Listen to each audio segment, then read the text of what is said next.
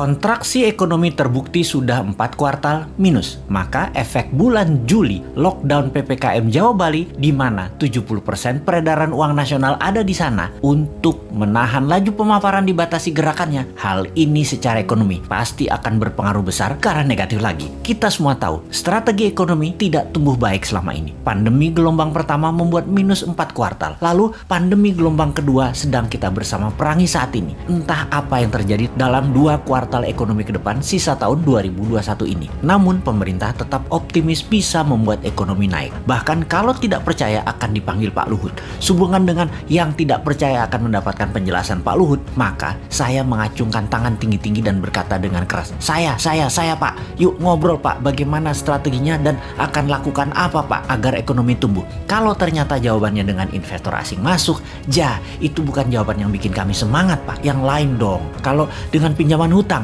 itu juga bukan sesuatu yang baru. 7 tahun ini hutang naik jadi 6.500 triliun dari 2.700 triliun sisa Pak SBY. Itu juga bukan sesuatu yang wah, malah sesuatu yang loh. Jadi kalau ada yang tidak percaya mau dengar langsung dari Pak Luhut, terang saya menjadi orang nomor 1 ingin penjelasan. Saya Pak, kami berharap strategi baru yang dipakainya, bukan yang kemarin-kemarin yang terbukti membuat 4 kuartal minus, juga bukan yang membuat impor bertambah naik, juga bukan membuat tenaga kerja asing bertambah banyak di Indonesia. Yang baru Pak, yang segar, ada Pak. Juga bukan seperti selama 7 tahun ini telah berjalan memainkan kekuatan politik. Pernah membelah Golkar jadi 2 di awal dulu, membelah PKS jadi 2, membelah Demokrat jadi 2, membelah P3, membelah PAN, baik langsung ataupun tidak langsung, mendukung atau mendiamkan perpecahan politik terjadi. Jangan lagi seperti itu.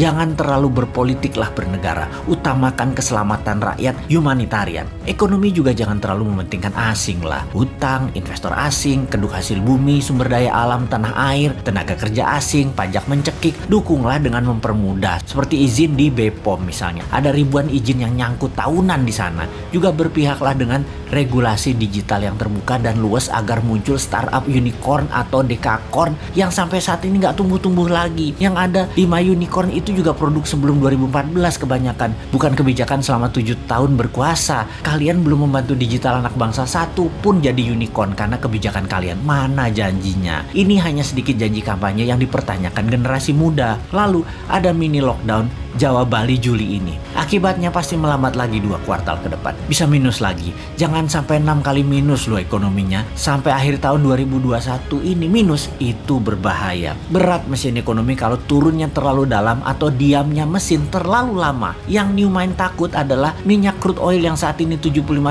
per barel. Akhir tahun ini mendekati $100 per barel. Mati kita. Sudah dolar kurang jumlahnya di tanah air. Dagang pakai yuan. Sementara Amerika dan dunia Arab tetap petrodolar. Beri petrol ya pakai dolar. Lah kalau rupiah jadi 17.000 terhadap dolar karena perlu dolar dan dolar langka, nggak ada dolar masuk karena yuan yang masuk. Beli minyak 800.000 barel per hari pakai apa bayarnya? Apa mau Saudi dibayar pakai yuan? Ya enggak lah. Yuan belum multi currency. Baru 1,7% transaksi dunia yang pakai yuan. Cukup nekat sih analisa meyuankan transaksi dan tergantung satu negara Tiongkok mitra dagangnya, padahal Tiongkok bukan penyedia semua macam-macam kebutuhan, terutama kebutuhan energi. Cina nggak punya energi, Cina aja import. Berat nih kalau crude oil mendekati $100 per barelnya di akhir tahun 2021 ini. Di sisi lain, COVID mudah-mudahan melandai sejak akhir Juli ini. Semangat vaksin kita dukung kok bos.